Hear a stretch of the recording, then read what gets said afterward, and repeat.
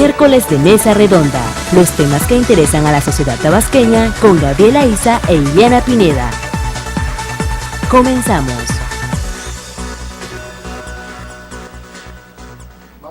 Muy bien, pues bienvenidos todos en este miércoles de Mesa Redonda. Ya estamos aquí en este inicio del año, hoy 6 de enero, Día de los Reyes Magos. Soy Iliana Pineda, nos escuchan en el 94.1 de FM, nos pueden ver en presentetv.com. Los saludo a nombre de mi compañero Gabriela Isa, que está en unas merecidísimas vacaciones. Le mandamos un abrazo enorme al señor Gabriela Isa y estamos aquí en esta Mesa Redonda. El tema en este arranque del año, un tema que nos concierne a todos aquí en Tabasco, porque tiene que ver con nuestra capital, tiene que ver con nuestro municipio y es un análisis de la elección extraordinaria en Centro. Vamos a tener aquí a nuestros analistas políticos para hablar del tema, sobre todo empezar desde un análisis del papel del Instituto Estatal y de Participación Ciudadana de Tabasco el pasado 7 de junio.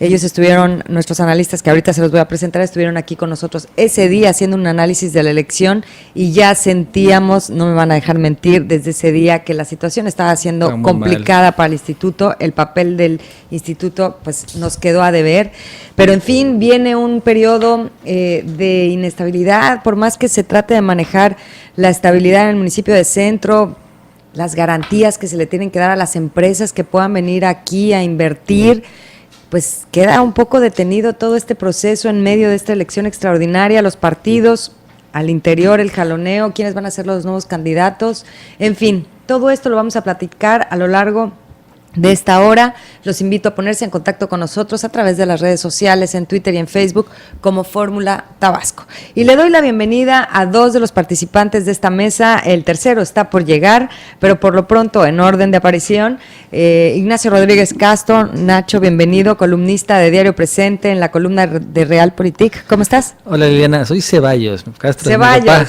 ¿no? Aquí está, Ceballos. Sí, Ceballos, sí.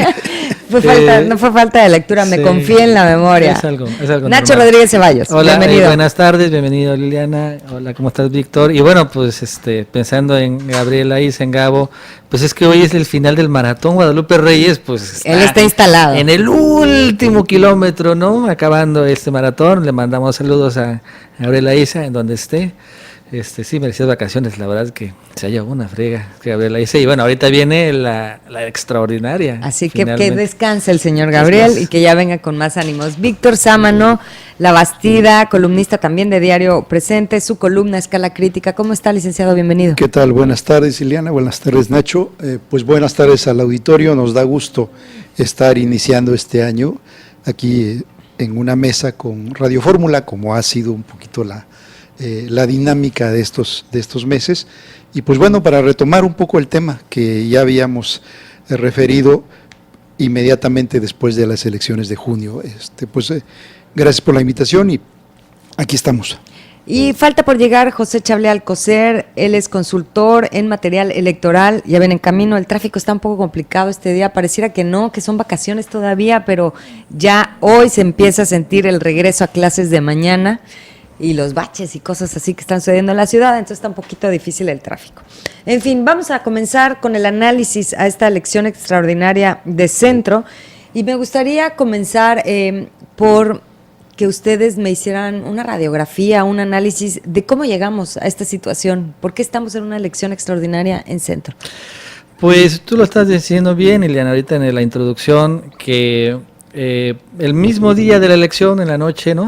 Aquí nos reunimos a las 9 de la noche, ¿no? Que nos citaron para hacer el análisis del día de la elección en junio, pues habían mucha incertidumbre en ese momento de los resultados electorales, de que no arrancaba el PREP, de que no sabían dónde estaban algunas casillas, mucha incertidumbre, que finalmente todo esto se fue confirmando, acumulando y bueno, pues acabó en una anulación, la segunda anulación en Tabasco. Ya estamos siendo expertos en ese tema, ¿no?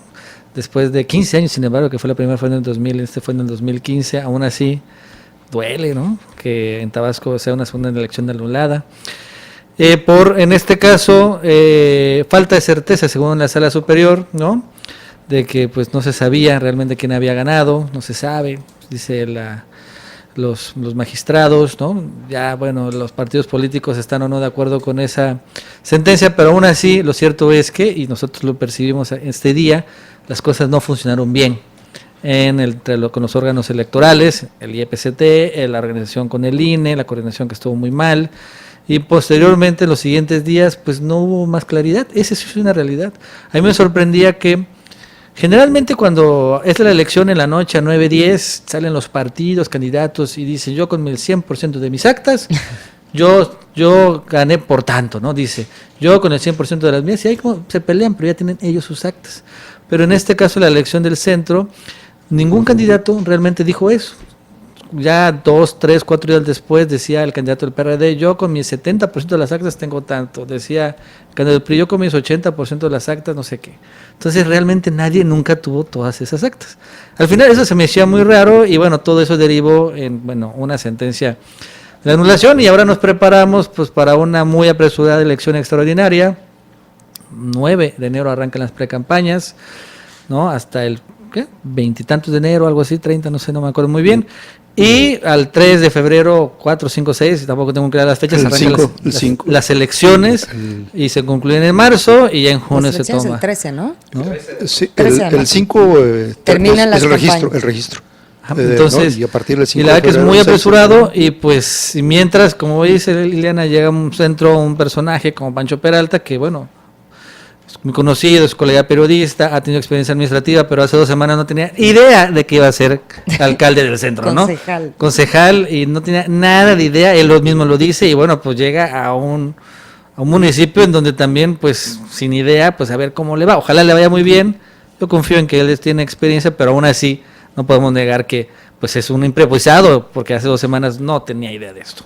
Gracias, Nacho. Víctor Sámano, en algún momento estuvimos platicando de en la pasada elección anulada, la razón o el peso para la elección de la elección pues había tenido que ver con el comportamiento del partido, del candidato, y en esta ocasión pues en realidad fue un tema del instituto, y el que está sufriendo las consecuencias de estos errores está siendo el candidato que pues había resultado ganador. Entonces, aquí en esta situación tan compleja, Víctor, ¿qué opinión le merece? Sí, bueno, en principio, lo que decía Nacho un poquito en el contexto, creo que habíamos hablado desde la constitución del propio Instituto Electoral de Tabasco, ¿no? Sí, un apresuramiento, una especie de improvisación. Me parece que seguimos cometiendo el error o se sigue cometiendo el error de la reforma de las leyes electorales casi al cuarto para las 12, aplicando todas estas modificaciones. El INE, se supone que el INE propuesto como un instituto nacional electoral que iba a abarcar todas las elecciones estatales, al final queda como un híbrido y entonces quedan los institutos electorales. Vimos que falló el esquema de selección de los consejeros, y bueno, junto a esta improvisación también tenemos que en Tabasco hay una cierta historia de anulaciones. Por un lado, estas anulaciones que hubo en el 91, un poco en lo que le llamaron la concertación, una negociación a partir de presiones políticas, cuando se crearon los 3 primeros consejos municipales, ¿no? En el 91 que entra el Consejo Municipal de Cárdenas, presidido por un perredista, el Consejo Municipal de Nacajuca, presidido por un ciudadano sin partido aparentemente, y el de Macuspana, presidido por un priista. Y luego vino, como dice Nacho, la anulación de la gubernatura, de las elecciones para gobernador en el 2000, a partir de un criterio que ya luego se fue sustituido de la legislación, la nulidad abstracta. En ese momento platicábamos, se supone que quienes cometieron la falta fueron el candidato y el gobierno en turno. Evidentemente se castiga entrecomillado al candidato porque se le permite volver a participar. Bueno, esas son algunas de las lagunas que desde mi punto de vista existen en la legislación. Y viene ahora este proceso en el cual no se acusa al candidato ganador de haber cometido las faltas, sino al Instituto Electoral. Y entonces También va a repetir, por cierto, y el instituto. y va a repetir el Instituto Electoral, y todavía no sabemos si repiten o no los candidatos. Ajá. Digo, aquí vendría otra cuestión que aquí Sí. el compañero que sabe de las cuestiones electorales nos lo podrá decir, pero ¿qué estamos? ¿Ante una nueva elección o ante la repetición de la elección? ¿No? Ok. Porque hace poco otro compañero periodista planteaba eso precisamente. Si estamos ante la repetición de la elección, tiene que irse exactamente en el estado en que quedó. ¿Sí? Van los mismos candidatos, van las mismas alianzas, va todo igual porque está el mismo instituto. El propio instituto, fíjate, el propio instituto establece que los partidos Morena, Encuentro Social y Humanista no pueden ir en coalición. Están manteniendo el mismo criterio, ¿no? Sí, y Sí, el, claro. y el independiente Es es uno, el mismo, sí. el mismo. Entonces, va a resultar que un criterio se aplica para un lado y otro criterio para otro. Por esto me hace también temer que y prever que se decía a propósito del Consejo Municipal que podría durar 3 meses. Sí, si el 13 de marzo viene la elección, el No, hombre, 16, las 17 se da la impugnaciones. mayoría, la constancia de mayoría, ya se tiene alcalde. No somos pero- así de civilizados, ¿eh? Pero no va a ser así. Seguramente va a haber una impugnación Claro. y se van a agotar los tiempos. Pero bueno, digamos como el contexto un poco general del proceso, ¿no? Ya le cedemos. Vamos a palabra. la parte y le doy la bienvenida. Por cierto, le agradezco, Víctor Sábano, viene malito de un ojito, Sí. pero está aquí presente en la mesa redonda. Muchísimas gracias.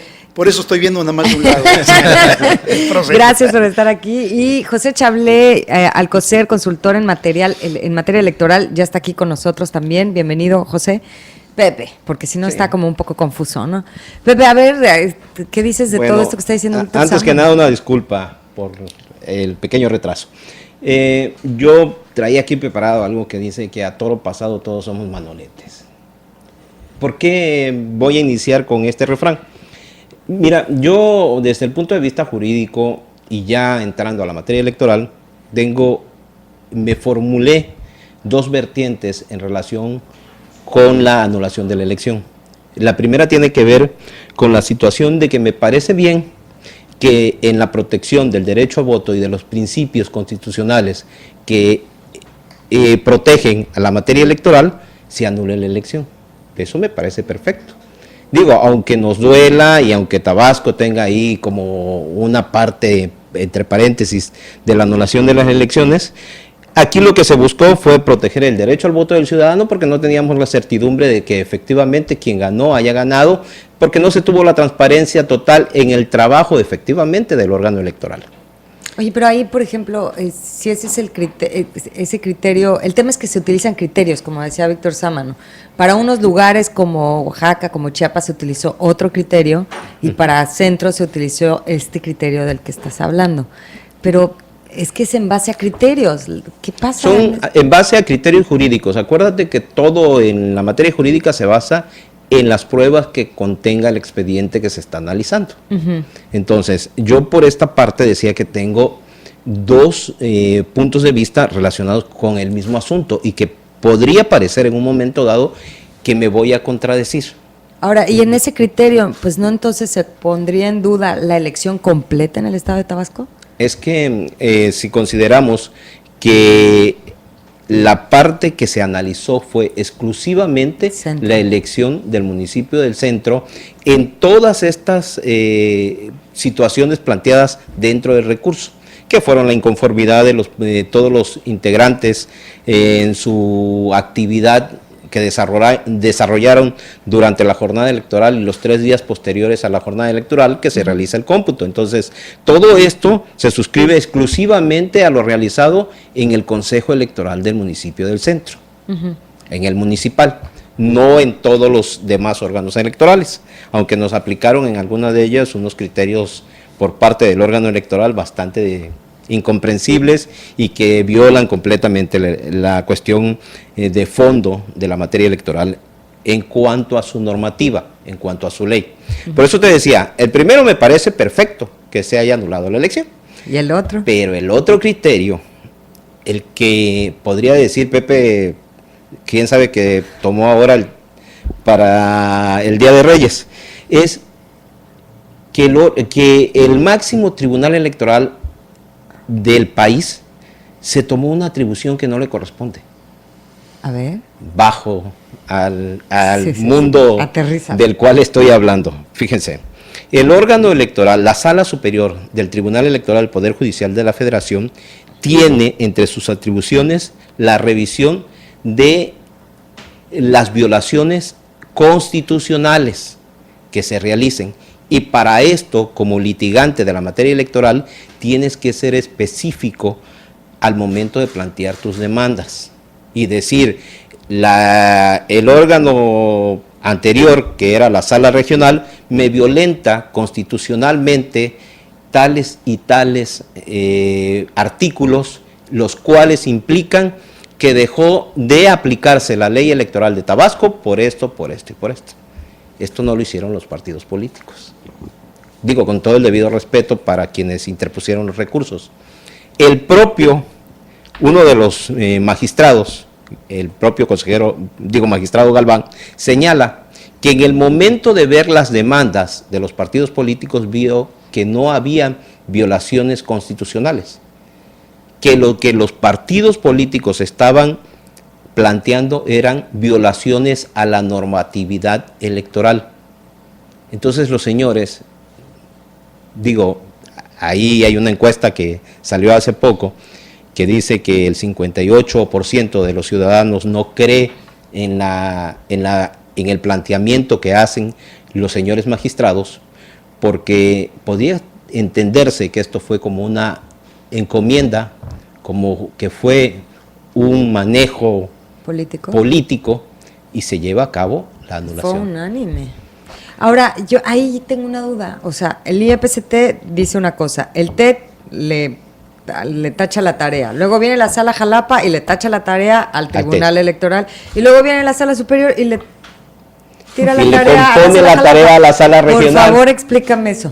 Aquí la situación es de la que platicábamos. Ok, el Tribunal Electoral de Tabasco dice, señores, se anula la elección porque existen violaciones a toda la actividad desarrollada durante la jornada electoral y el cómputo. No se guardaron los principios bajo los cuales se debe llevar a cabo el cómputo y con ello la determinación de quién gana el primero, el segundo y hasta los lugares que tú quieras, ¿no? Entonces, la sala regional dice que lo que sucedió, de lo que se dolían los partidos políticos durante ese recurso, de lo que ellos señalaban en ese recurso, se podía ver en un video que no se habían llevado a cabo las actividades de esa manera.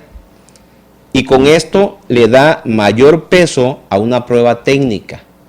Las pruebas de audio, video o de manera fiscal se entienden en materia electoral como pruebas técnicas. Entonces, una prueba técnica tiene que estar concatenada, tiene que estar revisada con otras pruebas para poderle dar un peso específico.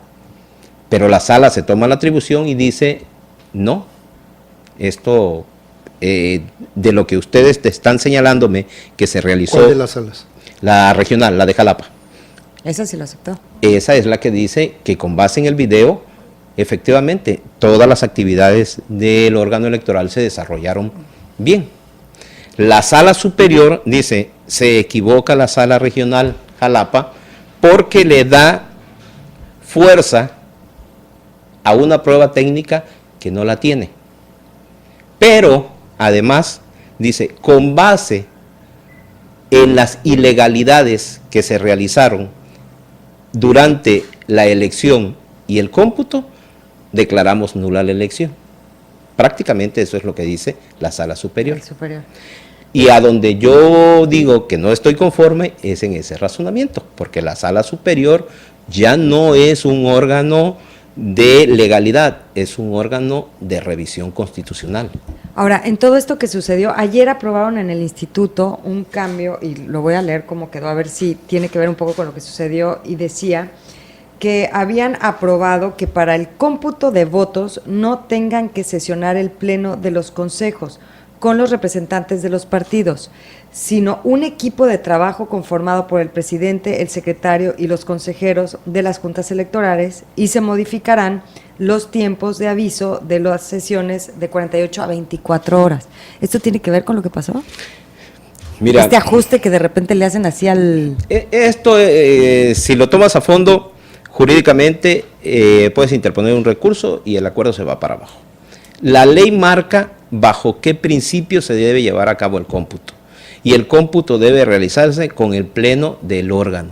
Se pueden realizar comisiones para los casos específicos de algunas casillas, sí, pero el cómputo se debe realizar con el pleno del órgano electoral municipal. No puede ser nada más el presidente, el secretario. Se hacen comisiones para la revisión específica de paquetes que no reúnen los requisitos Sí, pero mi pregunta es, ¿por qué hacen esta modificación? y que es violatoria de la ley. ¿Por qué hacer esta modificación? Pues- si en teoría vamos a una elección extraordinaria de alguna manera pues, Dañada repetida, por algo. Entonces, ¿por qué el Precisamente cambio? por Pues, ¿Por qué este yo creo que cambio? son, bueno, o errores o ya como que... Estaba escuchando a Pepe Chabelet sobre lo de la sala regional y superior. En mi punto de vista, lo de la sala superior no es la primera vez que actúa de una forma contradictoria. Sí. ¿No? Vamos a ver, aquí en Tabasco, la de la equidad de género, ¿no? Ay, claro. Fue de un lado y Sí. después vimos cómo sucedió en el Estado de México, o aquí lo pusieron obligatoriamente Y y, allá lo cambiaron. 3 días después, allá en el Estado de México, fue opcional, ¿no? Entonces, un criterio para un estado, otro criterio para otro estado. ¿Por qué?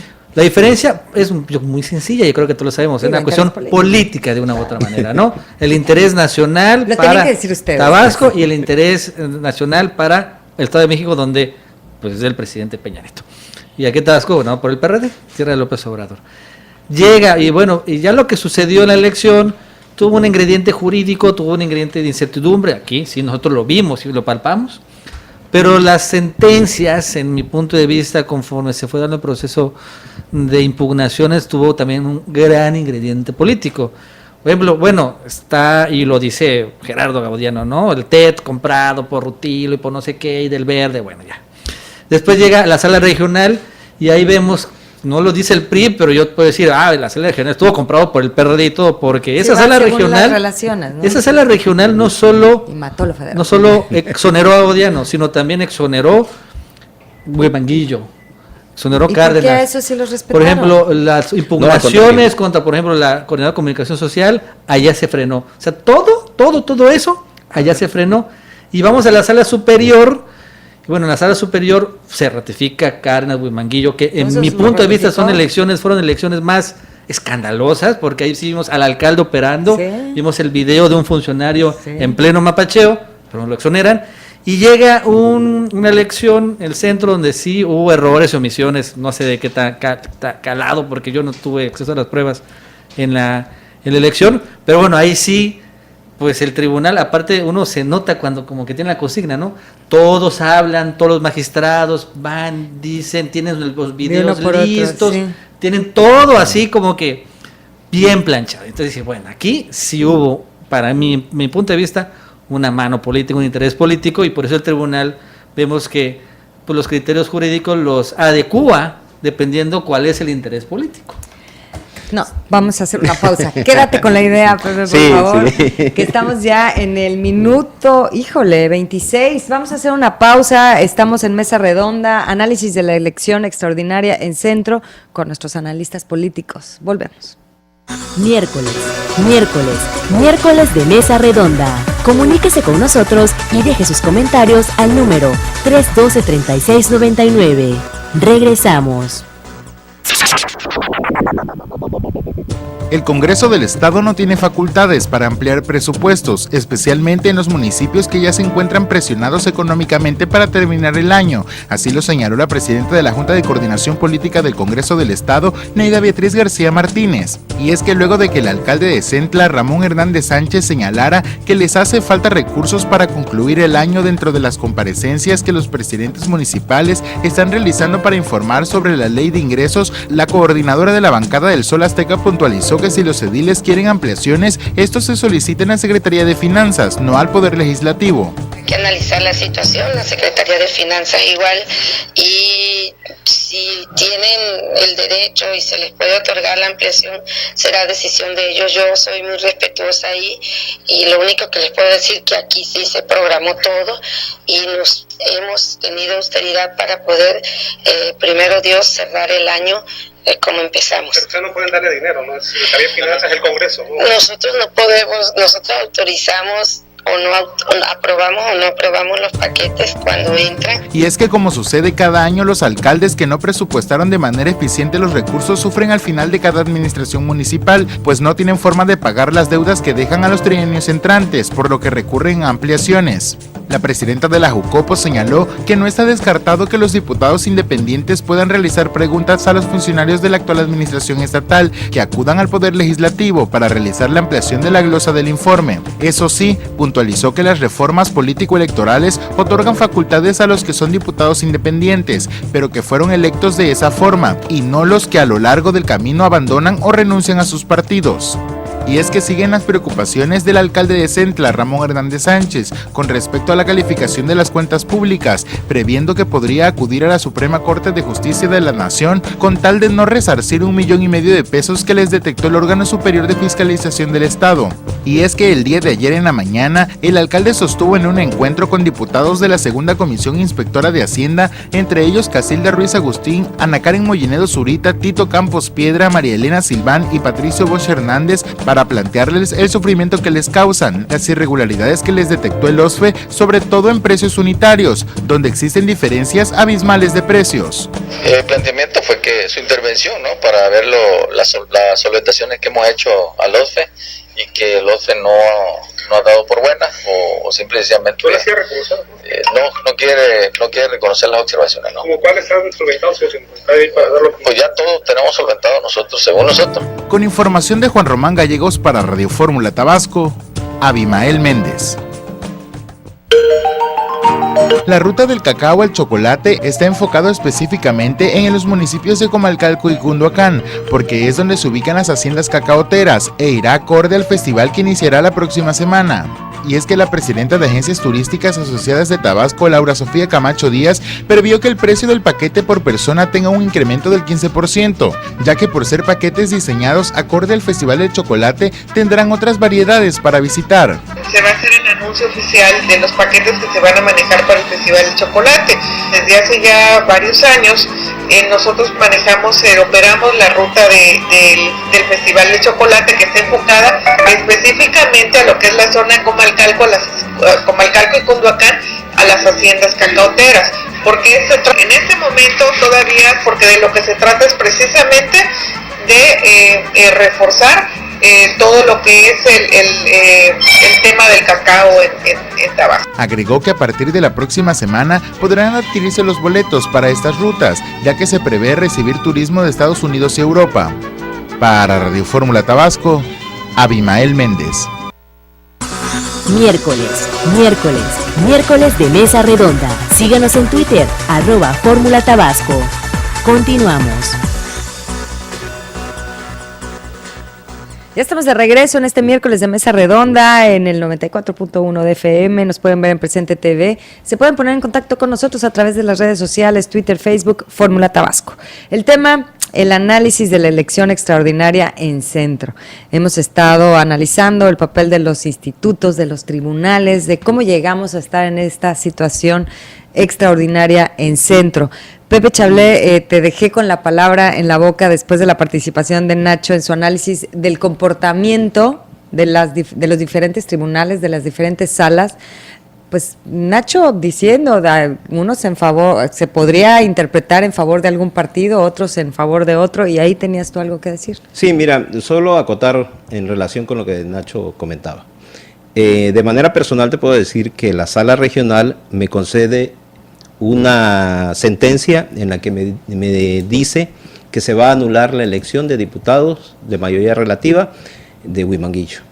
Y posteriormente la sala superior me dice que la sala regional está equivocada, porque aunque existen violaciones a la normativa constitucional, no es procedente la resolución dictada por la sala. ¿Qué quiere decir? ¿De qué les decía yo hace rato? El tribunal, la sala superior, que es el máximo tribunal electoral del país, dentro de sus atribuciones está el estudio de las violaciones a la Constitución. Y lo que pasó en Huimanguillo, en el distrito 16, es una violación a la normativa electoral, porque se deja de aplicar la ley electoral del estado de Tabasco. ¿En qué sentido? Se realiza el cómputo bajo un sistema que creó el propio Instituto Electoral. Hizo de un lado la ley electoral que nos rige y dijo, vamos a hacer el recuento total de manera directa, cuando la norma no dice eso. Eso era motivo suficiente para anular, porque era de fondo, para anular la elección de este distrito. Sin embargo, por formas, como en el centro, anulamos la elección. Por formas, porque lo que sucedió en el municipio de Centro fue que no guardamos las formas para resguardar todos los paquetes electorales y poder llevarlos en orden, contabilizarlos en el orden cronológico que tienen. Esto fue por una forma, pero en el distrito 16 lo que se violó fue la norma, porque no cumplimos con un artículo. Okay. Entonces, yo coincido con Nacho en el sentido de que se les da el matiz político a las resoluciones. No quiero dar nombres, no quiero decir siglas, pero esto pasa, pues. Digo, ya Nacho se refirió a ellos. Y en algunos casos, un caso idéntico se juzga de una manera. Está Colima.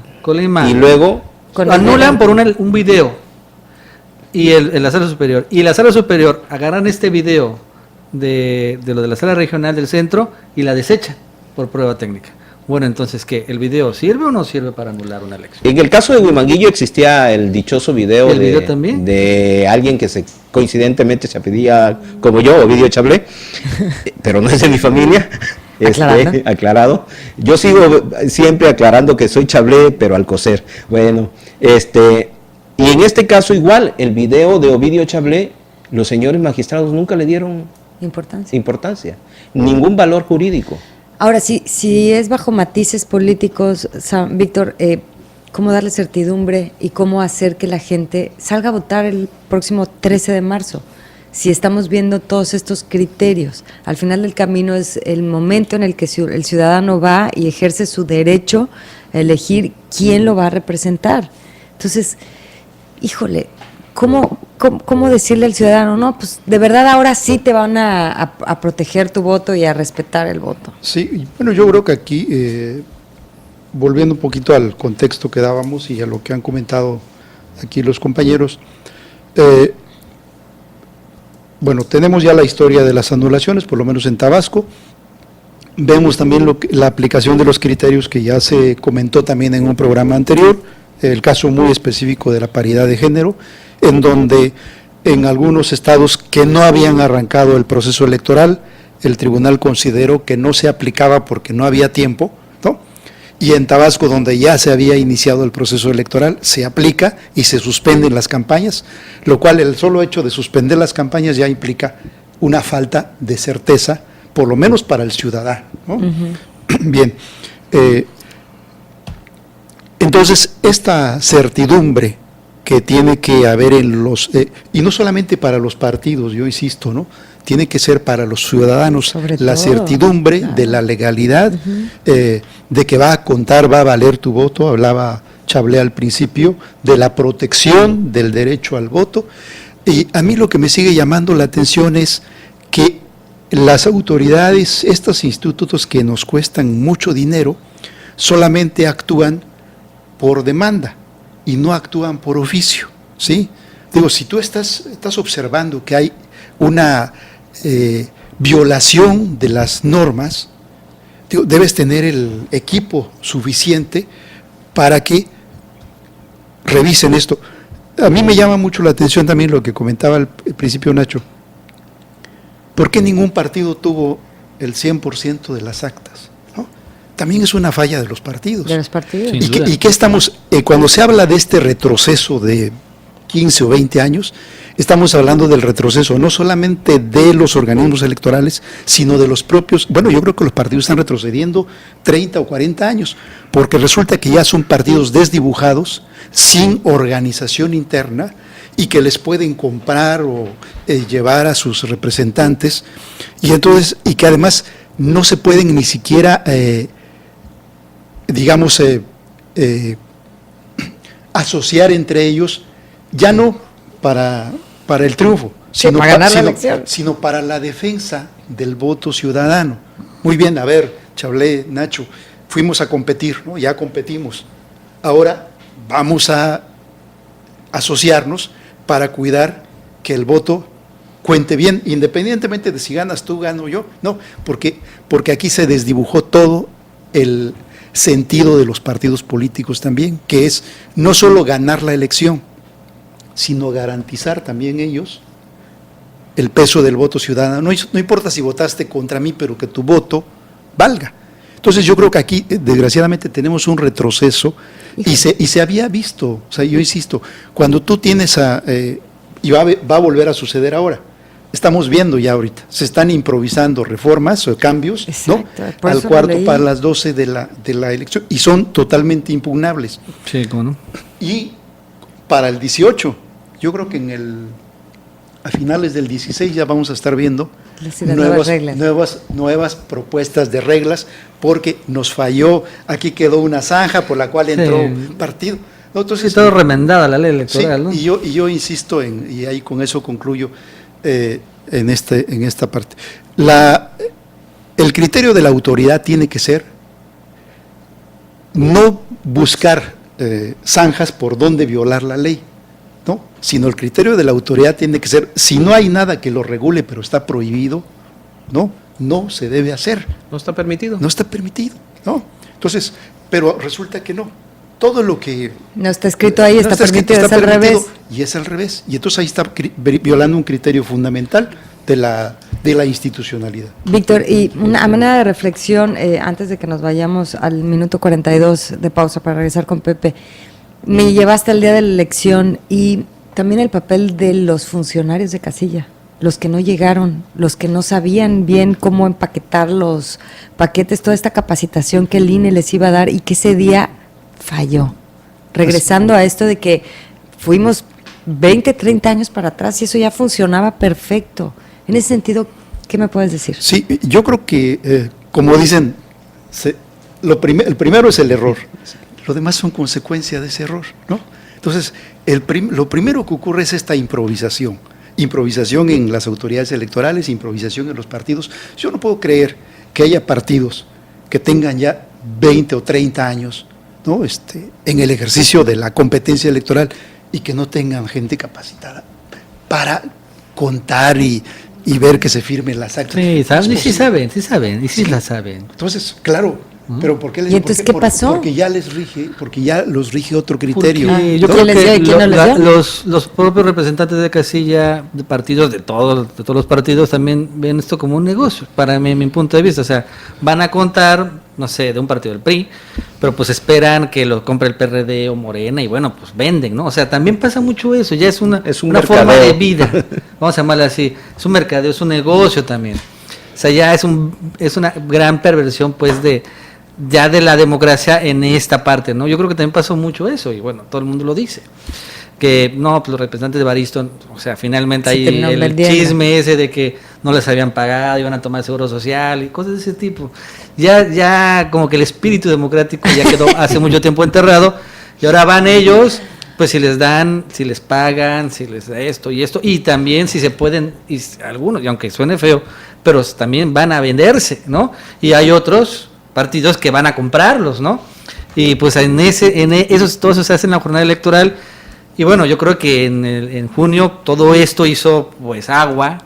Finalmente tenía colapsó que hacer el sistema. Colapsó, Sí, y ahorita vemos que Laboratorio político de México. vamos a una elección que sin embargo yo creo que va a presentar los mismos defectos y vicios, aunque bueno, va a ser mucho más vigilada, evidentemente. Bueno, minuto 42, vamos a hacer una pausa y regresamos ahora sí para adelante. Ya se acaba el análisis de lo pasado, que vienen los partidos, los posibles candidatos, las nuevas reglas, la certidumbre para la gente y la invitación a que no dejen de ir a votar el 13 de marzo los ciudadanos de Centro. Hacemos una pausa, volvemos.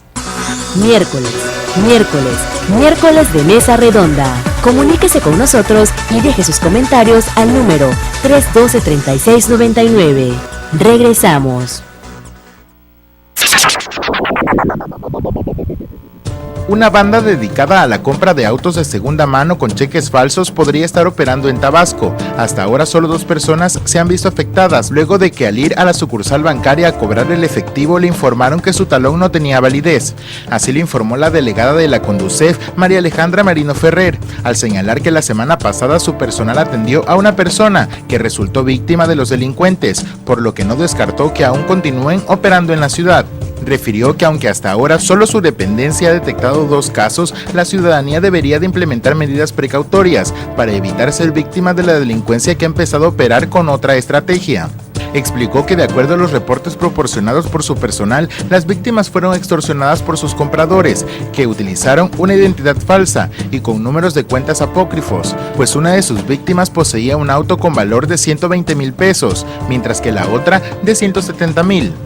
Hasta la fecha las autoridades no han encontrado los culpables, por ello la delegada exhortó a los tabasqueños a no realizar acciones de compra-venta sin mantener las medidas de seguridad adecuadas, pues podrían ser extorsionados al igual que los anteriores. Sostuvo que aquellos que por diversas razones se encuentran vendiendo sus vehículos deberían de entregar los papeles de sus autos cuando observen reflejado su efectivo en su tarjeta bancaria, pues generalmente cuando se hace un depósito se puede cobrar en un máximo de 12 horas. Es importante alertar a la población que si va a realizar una transacción de un automóvil, que no entregue los documentos del automóvil hasta que no verifique que el cheque pasó en firme. Y esto no sucede si yo lo deposito en un banco diferente al de la emisión del cheque hasta las 12 horas del día siguiente. Y si es en fin de semana, hasta el lunes, que es el día hábil, van a poder verificar si efectivamente el cheque tenía fondos o fue rebotado, aunque los cheques sean certificados. Todos los cheques que se depositan en un banco distinto al emisor del documento pasarán siempre salvo buen cobro. Entonces es importante que la gente lo sepa. Cabe mencionar que el robo de automóviles ha sido un delito que no se ha podido combatir pese a todas las estrategias que las autoridades han implementado para ello. Sin embargo, los delincuentes cada vez crean mejores métodos para atracar, ya sea de manera violenta o no, y cometer el delito. Y es que de acuerdo con la información proporcionada por la Oficina Coordinadora de Riesgos Asegurados, la OCRA, que fue proporcionada a Diario Presente, de septiembre de 2014 a agosto del 2015 en Tabasco se habían reportado como robados 929 vehículos, de los cuales 482 fueron con violencia. Es decir, el estado ocupa el 5º lugar en robos de automóviles de 10 primeros lugares, entre los que se encuentran Puebla, Tlaxcala, Veracruz, Oaxaca, Guerrero, Hidalgo, Tamaulipas, Guanajuato y Querétaro. Con información de Agencia CID para Radio Fórmula Tabasco, Abimael Méndez. La inseguridad hacia los productores y el sector cacaotero en general disminuyó durante 2015, así lo señaló el presidente de la Unión Nacional de Productores de Cacao, Esteban de Dios Ábalos. Refirió que ante el incremento de robos y asaltos que sufrieron a lo largo del 2013 y 2014, la asociación pidió la intervención de la Fiscalía General del Estado de Tabasco para disminuir los asaltos hacia los productores.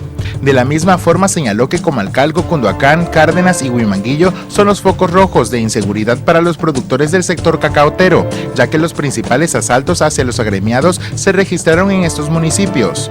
Por otra parte, señaló que el sector cacaotero continúa siendo un sector rentable en el área económica y productiva, a pesar de la plaga de moniliasis, que desde hace aproximadamente 7 años ha afectado la producción del cacao del estado.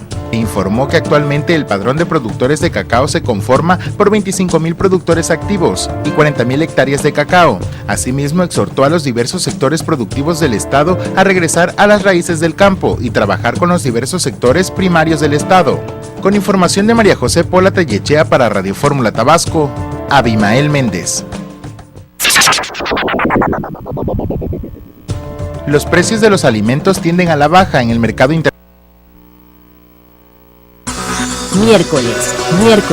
Miércoles de Mesa Redonda. Síganos en Twitter, @Fórmula Tabasco.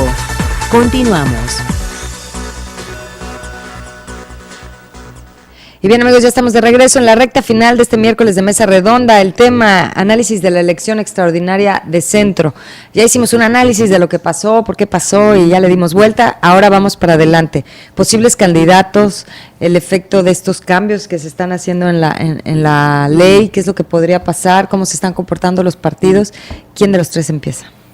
Pues bueno, Nacho. Rapidito, posibles candidatos, bueno, del PRD obviamente va a ser Gerardo Gaudiano, en el PRI, bueno. Incluso se registra hoy a las 6 de la tarde, ¿no? Sí, eso ya ese está bien. O El sea, en tema ese es el sentido, PRI.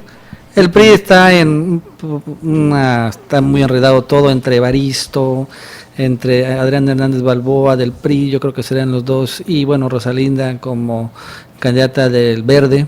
Hay que ver, ¿no? cómo acaba eso, no es tan fácil, la verdad, que encontrar, porque Evaristo, como dirían, podrá tener muchos negativos, pero es el único que tiene estructura real. Hernández, Pero no tiene que ver con dinero. dinero también, Evaristo no trae, Balboa no trae, Rosalinda sí. O sea, Rosalinda tiene la preferencia del dinero, pero no tiene la estructura del PRI. En fin, o sea, realmente hacer como que un champurrado no es fácil. Y en cuanto a los otros candidatos de los otros partidos, bueno, el Verde no va a postular, yo creo, candidato propio, aunque seguramente va a proponer precandidatos, pero la alianza PRI-Verde es casi inminente, es casi segura. ¿Y ya las cuándo otras se demás, vence ese tiempo? pues va a ser una coalición, candidatura común, perdón. Y eso se registra hasta, 3, 4 días antes de que inicie la elección, o sea, hasta febrero, no hasta marzo, más o menos. Entonces, hasta ese momento, pues habrá una certidumbre en cuanto al PRI Verde por la candidatura común. Parece que ahorita en estos días va a haber ya algo, una línea, como le dicen los priistas, a favor de alguien, pero bueno, todavía no se ve muy claro. Tiene que ser campaña, Es hasta el 31 de enero, Nacho, para ser exacto, según el Yo tenía calendario. de 31 Pero de- la candidatura común. La candidatura común. Para se da un poquito antes del registro de los candidatos, Sí. que se dan en febrero. 5 de febrero es el último día de el registro. registro va del 1 al 5 de febrero.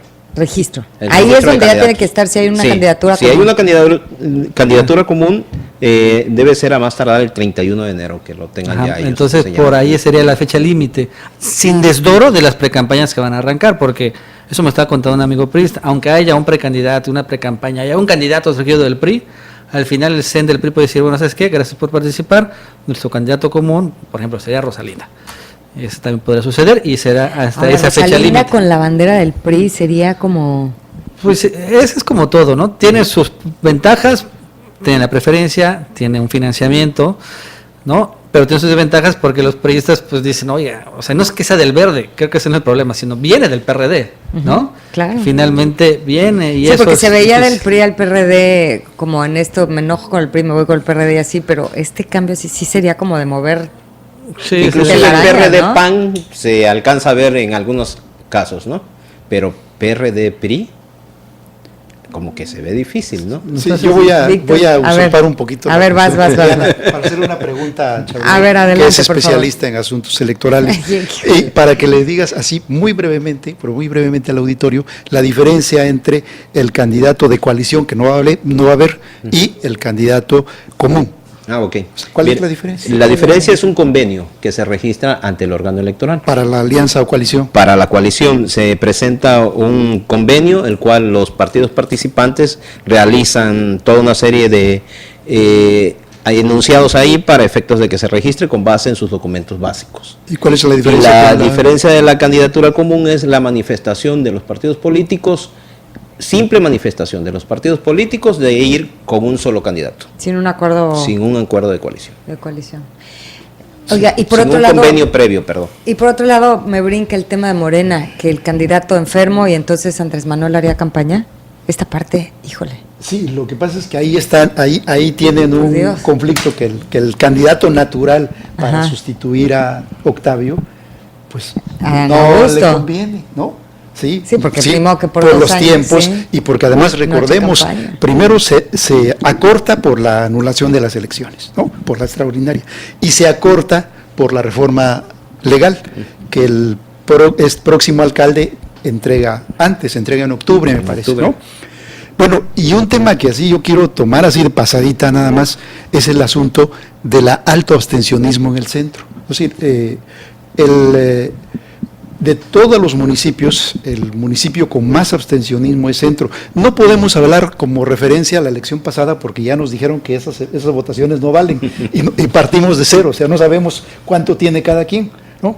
Pero lo que sí va a ser interesante observar si además de que siendo intermedias son extraordinarias, si el abstencionismo disminuye todavía más o no, ¿qué va a pasar? Pues yo lo dudo, yo creo que va a ser más.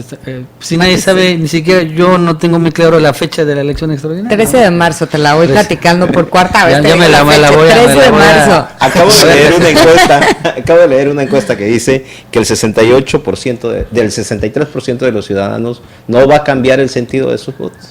Pero va a salir a votar. Yo estoy de acuerdo contigo que no va a cambiar el sentido.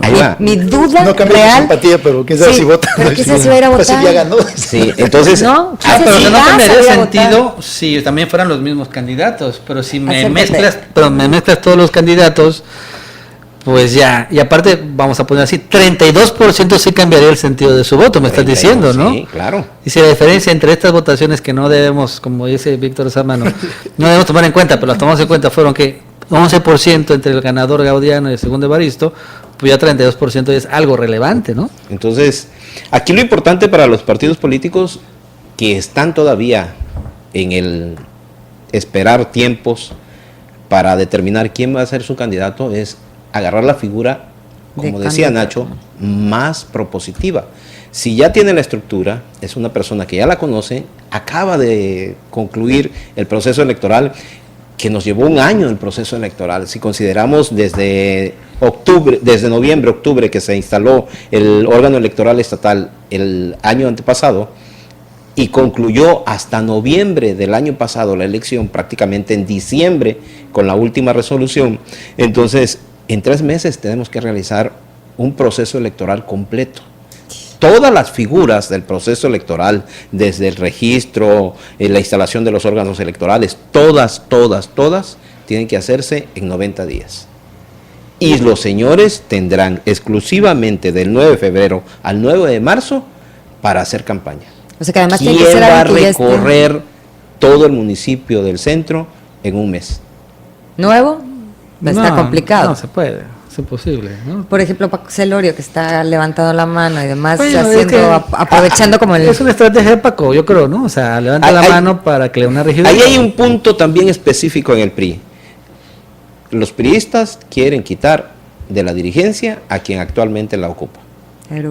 Tienen un problema interno todavía que les está causando Lo van a bastante. quitar antes de, pues yo creo que ya no Ese les es dio otro tiempo. problema. Sí, y un factor adicional que yo marcaría, fíjense, este año inicialmente había 12 elecciones para gubernatura, con la extraordinaria de Colima suben a 13, pero es mi criterio, que seguramente alguno no compartirá, pero resulta que ahora Tabasco se mete con su elección de municipio de centro casi a ese nivel. ¿Por qué? Digo, no es porque uno se mire el ombligo de decir Tabasco es importante, Tabasco, sí. no, sino por lo que significa para López Obrador, Claro. ¿no? La plaza Y para la federación con el petróleo. Y para la federación, entonces se mete a este paquete. Y ese va a ser un Y fenómeno. se mete en campaña. Y aparte, además. Morena es la candidatura más peleada, ¿eh? O sea, hablamos del PRI, del Verde y todo, pero realmente Morena, pues, como dice, el candidato idóneo, Octavio Romero, pues convaleciente, que si va a ser candidato no va a hacer campaña. A otro, Adán Augusto, un buen candidato, pero como yo sé que sí está armando una estructura, está ya viendo todo eso. Pero lo más interesante son los que no son morenistas, dicen, Candita Gil Jiménez. Otros comentan que podría ser Mario Yergo, que también la está buscando. Y algunos dicen, y que no, eso me dijo un perredista conspicuo, que también podría ser Evaristo Hernández por la candidatura de Morena, porque finalmente tiene estructura No, ya, por Dios, tiene algo. Nacho. Y tiene contactos con López Obrador y con Morena también. El propio Humberto Santos Bueno, del PRI Humberto de los Santos. nunca fue al PRD y siempre coqueteó con Morena. O sea, son ese tipo de cosas. En Morena se va a dar algo, pues puede ser muy inédito, ¿no? O bueno, va a ser, porque si va a ser Octavio Romero el candidato y no va a ser campaña, bueno, realmente va a ser una campaña muy extraña, ¿no? Desde la cama. Y de ahí, para todas las otras opciones son igual completamente inéditas, ¿no? La verdad que Morena va a ser, y yo creo que va a tener una mejor votación ahorita Morena, porque López Obrador va a estar metido de lleno. Y es puntero de la candidatura presidencial. Es algo que no sabemos en junio. Y ya Morena también ganó el DF, ganó Comalcalco, tiene prerrogativas y le va a meter también mucho dinero. Y tiene sus Ya nos diputados. vamos. También. Víctor Sámano, ¿algo rápido que querías decir? No, Que sentí como que ya estabas en... No, nada más esto de que yo creo que este otro fenómeno del que estamos hablando ahorita no se ha tomado en cuenta, que esta es la parte inusual de la elección anterior. Entonces, si ya de por sí tenemos las cifras anteriores que no nos cuadran muy bien, estas pues van a ser... Yo solo esperaría, que capacitaran a todos los que van a integrar el órgano electoral y a todos los ciudadanos que van a prestar su tiempo para ser funcionarios de casilla, los capaciten bien. Es todo lo que les puedo pedir. Y yo solo espero verlos aquí a los 3, el 13 de marzo, en la noche, en nuestra mesa de análisis, Ya a ver sabemos qué los pasó resultados, después ¿no? de cómo va todo caminando. Y otras en el camino. Esperemos no haya tierra en la entrada de las casillas. Sí, ya la entrada del periódico. Gracias, Con Pepe, gusto. gracias, Víctor, gracias, Nacho, y Gracias sobre a todo todos. gracias a ustedes que nos acompañaron este miércoles de Mesa Redonda. Hasta aquí llegó la elección, el análisis de la elección extraordinaria en Centro. Que tengan una linda tarde. En este momento nos enlazamos a la Ciudad de México. Fórmula Tabasco presentó miércoles de Mesa Redonda. Los temas que interesan a la sociedad tabasqueña, analizados por los especialistas más destacados. Gracias por su preferencia.